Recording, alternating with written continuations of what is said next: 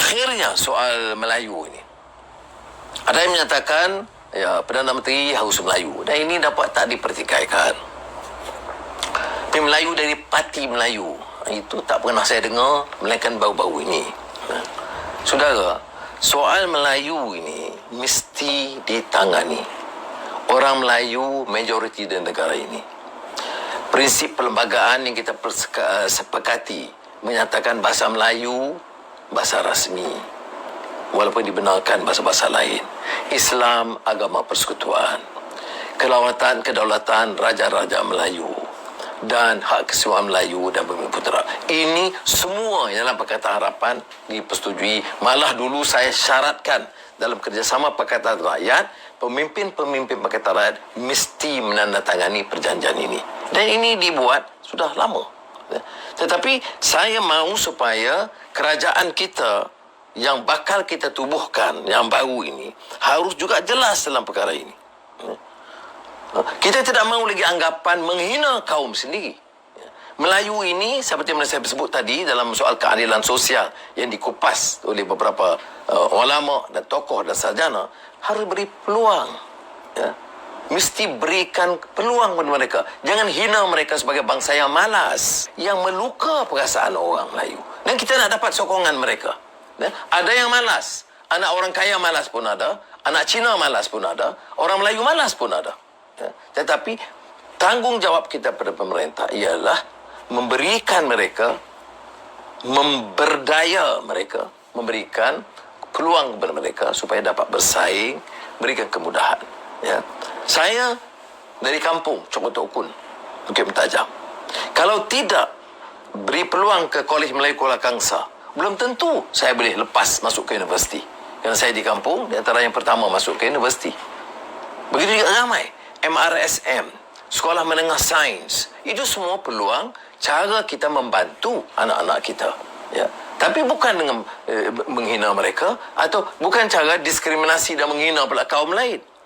Melayu miskin sebab Cina. Ada pula satu Melayu miskin sebab malas. Melayu miskin sebab Cina. Sebab itu dalam keadaan dulu, saya ingat lagi sebelum kekalahan teruk dan parah Tanjung Piai, saya mengusulkan pada Perdana Menteri, luluskanlah peruntukan segera untuk yang miskin, petani, nelayan, peneroka, pekerja miskin, untuk meringankan beban mereka. Tak ada makna kita nak salahkan orang itu, kementerian ini, kementerian ini. Tapi tidak dilakukan. Kemudian sekarang ini saya bimbang juga. PPSMI. Ya, mengajar sains dan matematik dalam bahasa Inggeris. Ya. Untuk anak di bandar, okey. Kita boleh unding dan selesaikan sedikit sebanyak. Tapi untuk paksa ini sebagai satu sistem di negara kita, dia langsung tak tahu apa yang berlaku di Manik Urai, di Kundasang. Mungkin Kundasang biasa lebih dengan bahasa Inggeris, tapi saya tahu kalau di Cawak Kudung, di Ulu Tembeling, guru yang mampu mengajar dalam bahasa Inggeris pun tidak ada. Jadi kawan-kawan saya di bandar, di kota, saya minta selain daripada mahu mengangkat keupayaan bahasa Inggeris, yang kita tidak halang, tapi martabatkan dulu bahasa Melayu, bahasa ilmu, dan jangan tekan dan laksanakan program yang akan mengakibatkan kerugian kepada kaum Melayu. Ini yang orang Melayu bangkit marah. Ini sebab itu ya. Jadi baik bagaimana tentang bahasa Inggeris. Kalau soal bahasa Melayu ini dapat diyakinkan sebagai suatu bahasa kebangsaan, bahasa ilmu, maka penjanaan mengangkat martabat penguasaan bahasa Inggeris itu, saya rasa boleh bukan saja digalakkan, boleh diberikan penekanan yang lebih. Tapi ini di antara isu-isu pokok, soal kemalasan, soal PPSMI, soal kemiskinan rakyat yang mesti diberi tumpuan dalam usaha kita. Jadi oleh demikian bagi saya bukan soal jajah Parti Melayu. Kita dah 62 tahun di Parti Melayu yang perintah Malaysia ni ya. Melayu kekal miskin. Saham Bumiputera puluh bilion hilang. Tanah Rizal Melayu hilang ya. Jadi kita balik kepada pangkal soal dasar urus tadbir, good governance untuk semua di negara kita. Bagi saya, kalau saya nak tegaskan, sampailah ketikanya di mana orang Melayu merasa yakin dasar yang boleh menyelamatkan mereka dan melepaskan mereka dari belenggu kemiskinan, dan memastikan dasar kita itu memberi peluang, penekanan dan keadilan bagi orang Melayu, orang Cina, orang India, suku-suku kaum Dayak dan suku kaum Kadazan dan lain di Sabah. Inilah yang kita harapkan yang dapat dikendalikan. Dan bagi saya, ini yang kita utamakan. Dan dalam hal ini sebenarnya dalam Pakatan Harapan tidak ada perbezaan. Saya ingin menyeru kawan-kawan dalam Pakatan Harapan, ini yang sedikit sebanyak di peringkat bawah. Saya tengok kadang-kadang yang di bawah ni dia ikuti, dia tak ikuti semuanya. Jadi dia panaskan suhu politik ini. Jadi saya ingat, biar jelas pandangan saya tentang hal ini, kita mahu ganti kerajaan Perikatan Nasional kerana tidak ada keabsahan.